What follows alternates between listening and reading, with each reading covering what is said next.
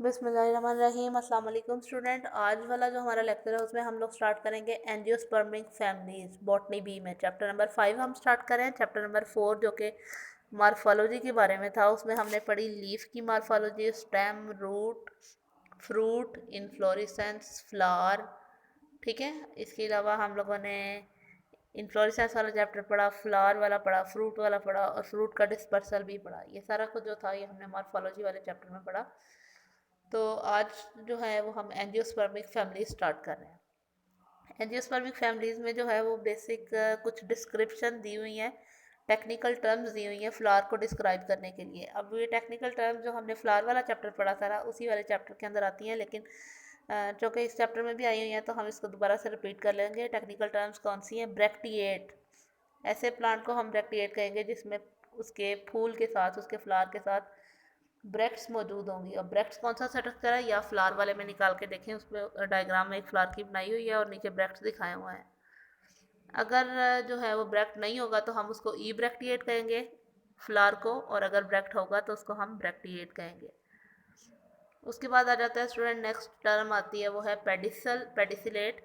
अगर pedicel present होगी, फूल की डंडी जो है वो प्रेजेंट होगी तो हम उसको फ्लावर को कहेंगे पेडिसिलेट। ठीक है। सेसाइल ऐसा फ्लावर है जिसमें पेडिसल एब्सेंट होगी। जिस फ्लावर में पेडिसल एब्सेंट होगी उसको हम कहेंगे सेसाइल। फिर ब्रैक्टिएट और ई ब्रैक्टिएट दोबारा वो रिपीट हो रही है। ब्रैक्टिएट ब्रैक्ट प्रेजेंट, ई ब्रैक्टिएट ब्रैक्ट एब्सेंट। ठीक है। मोनोसेक्सुअल ऐसा फ्लावर जिसमें सिर्फ स्टेमन या कार्पल कोई एक प्रेजेंट हो उसको कहेंगे मोनोसेक्सुअल। बाइसेक्सुअल ऐसा फ्लावर जिसमें स्टेमन और कार्पल दोनों प्रेजेंट हो। ठीक है। कंप्लीट ऐसा फ्लावर जिसमें क्रोला जो है और कैलिक्स दोनों प्रेजेंट है, यानी सेपल्स और पेटल्स दोनों प्रेजेंट है। इनकम्प्लीट ऐसा फ्लावर जिसमें सेपल या पेटल दोनों में से कोई एक चीज़ प्रेजेंट होगी।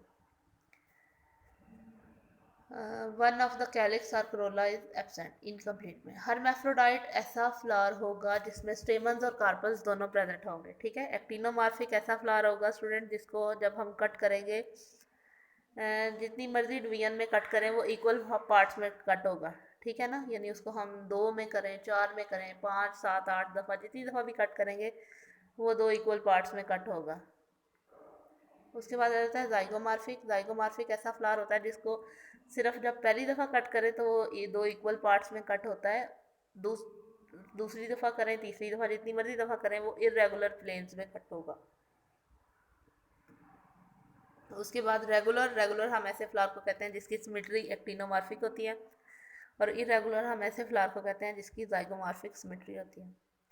उसके बाद आ जाती है हाइपोगाइनस। हाइपोगाइनस जो है ये सुपीरियर ओवरी वाली कंडीशन है। और पेरीगाइनस, ये भी इसमें क्या होता है, पेरीगाइनस भी स्टूडेंट सुपीरियर ओवरी वाली ही कंडीशन है जिसमें थैलेमस फ्लैटेंड होता है इसमें, और इसमें फ्लैटेंड यानी फ्लैट शेप का होता है, बिल्कुल सीधा सा होता है। और हाइपोगाइनस में जो थैलेमस है वो कन्वेक्स शेप का होता है, और एपीगाइनस में जो थैलेमस है वो कप शेप का होता है तकरीबन। और इसमें एपीगाइनस में ओवरी जो है वो इन्फीरियर होती है। एपीगाइनस ये खुद मैंने हैंड से लिखा हुआ है, आपकी बुक में नहीं लिखा हुआ, लेकिन आपने इसको भी ऐड करना है। उसके बाद आ जाती है कैलक्स की टर्म। कैलक्स, अगर जो कैलक्स हमें पता है कि क्या है, सेपल्स का एक घेरा है। ठीक है ना, सेपल्स के घेरे को हम लोग कैलक्स कहते हैं। तो कैलक्स जब सेपल्स आपस में जुड़ी हों तो हम कहते हैं गैमोसेपलस। सेपल्स एक दूसरे से अलग अलग हों तो हम कहते हैं पॉलीसेपलस। ठीक है। Persistent sepals, if sepals do not fall after opening the flower, यानी फूल खुल जाए और सेपल्स गिरे ना हो उसके ऊपर से, तो इसका मतलब वो परसिस्टेंट है। ठीक है। करोला जो है वो गैमोपेटलस, जिसमें पेटल्स आपस में जुड़ी हुई होती हैं, और पॉलीपेटलस जिसमें पेटल्स फ्री होती हैं, अलग होती हैं। ठीक है। पेरियंस जो है, जब पेटल्स और सेपल्स दोनों अलग अलग ना प्रेजेंट हो लेकिन एक ही घेरा पत्तियों का प्रेजेंट हो फूल की, तो उनको हम पेरियंस कहते हैं। ठीक है। स्टेमन्स की अब कौन सी कंडीशन है? पॉलीएंड्रस ऐसे जिसमें स्टेमन्स फ्री होते हैं। एपिपेटलस स्टेमन ऐसे स्टेमन जो कि पेटल्स के साथ अटैच होते हैं। एडल्फस ऐसे स्टेमन जो कि अपने फिलामेंट्स के साथ जुड़े होते हैं। मोनोएडल्फस अगर स्टेमन फिलामेंट्स के साथ जुड़ के एक सिंगल ग्रुप बना रहे हो तो। बेसिफिक्स ऐसे स्टेमन जो कि एंथर की बेस के साथ अटैच होते हैं। स्टेमन्स में होता है ना एंथर और फिलामेंट, ठीक है ना, अगर फिलामेंट एंथर की बेस के साथ अटैच हो तो उसको हम कहते हैं basifixed stamen. Versatile filament attach in the back of the anther. अगर फिलामेंट एंथर की बैक साइड पे अटैच हो तो उसको हम लोग कहते हैं वर्सटाइल स्टेमन। उसके बाद आ जाती हैं कार्पल्स की टर्म स्टूडेंट्स। कार्पल्स जो हैं वो एपोकार्पस तब होंगे जब कार्पल्स फ्री होंगे, यानी कार्पल्स एक से ज़्यादा है और फ्री हैं तो वो एपोकार्पस। कार्पल जो है वो, कार्पल के घेरे को हम क्या कहते हैं, गाइनेशियम कहते हैं। तो ये हम गाइनेशियम वाली चीज़ की बात कर रहे हैं। सिन कार्पस हम तब कहेंगे जब कार्पस जो है वो फ्यूज्ड होंगे। उसके बाद मोनोकार्पलरी हम तब कहेंगे अगर सिंगल कार्पल प्रेजेंट होगा। पॉलीकार्पलरी तब उस कंडीशन को कहेंगे जिसमें कार्पस ज़्यादा होंगे। सिंपल पिस्टल, कार्पस जो है वो फ्यूज़ नहीं होते। कंपाउंड पिस्टल जिसमें कार्पस जो है वो फ्यूज़ होंगे। और यूनिलैकुलर ओवरी, ओवरी जिसमें सिंगल चैम्बर हो जाए। तो प्लेसेंटेशन जो है वो क्या होती है, attachment of ovule in the ovary, यानी ओवरी के अंदर ओव्यूल किस तरह से अटैच है, उसकी पोजीशन कैसे है, उसको हम प्लेसेंटेशन कहते हैं। तो प्लेसेंटेशन में से मुख्तलिफ तरह की होती है जिनमें यहाँ पे 3 बताई हुई हैं। बेसल जो है वो, ovule is attach to the base of the ovary. Axile, इसमें एक सेंट्रल एक्सिस होता है जिसके ओवरी के अंदर, ठीक है, जिसके साथ ओव्यूल अटैच होते हैं एक्साइल प्रेजेंटेशन में। और मार्जिनल प्रेजेंटेशन में ओव्यूल्स जो हैं वो ओवरी की इनर वॉल पे प्रेजेंट होते हैं, मार्जिन्स पे प्रेजेंट होते हैं। उसके बाद रहता है डायग्नोस्टिक करैक्टर्स। डायग्नोस्टिक करैक्टर्स जो हैं उसमें हैबिट आ जाएगी। हैबिट हम प्लांट की देखेंगे, अगर कहें कि अगर किसी पौधे के बारे में हम पढ़ रहे हों और उसके बारे में पूछा जाए, कोई पूछे कि हैबिट क्या होती है, तो इसका मतलब यह है कि या तो वो हर्ब है, श्रब्स है, या ट्री है, क्या है वो, ठीक है ना।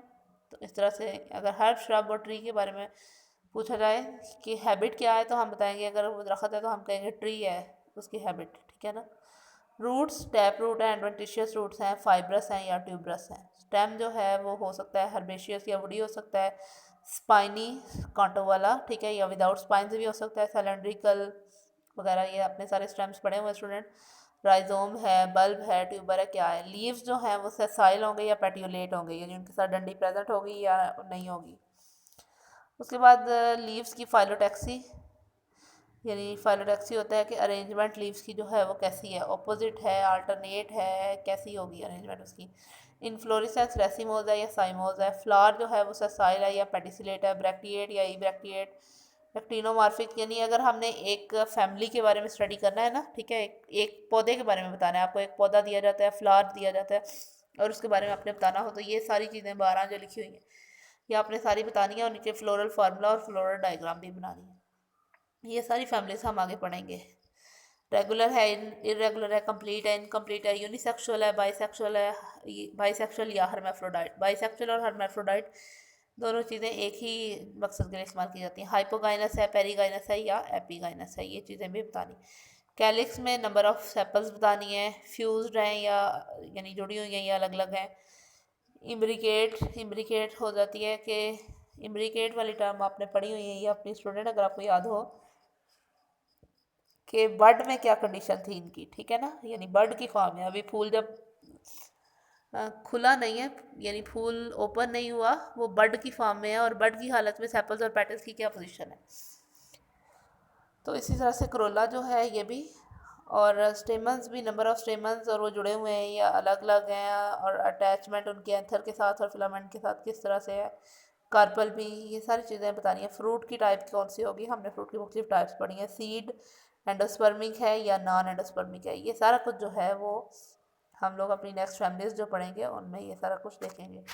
सबसे पहली फैमिली रेननकुलेसी है, ये हम अपने कल वाले लेक्चर में पढ़ेंगे। आज वाला यहीं पे ख़त्म करते हैं लेक्चर।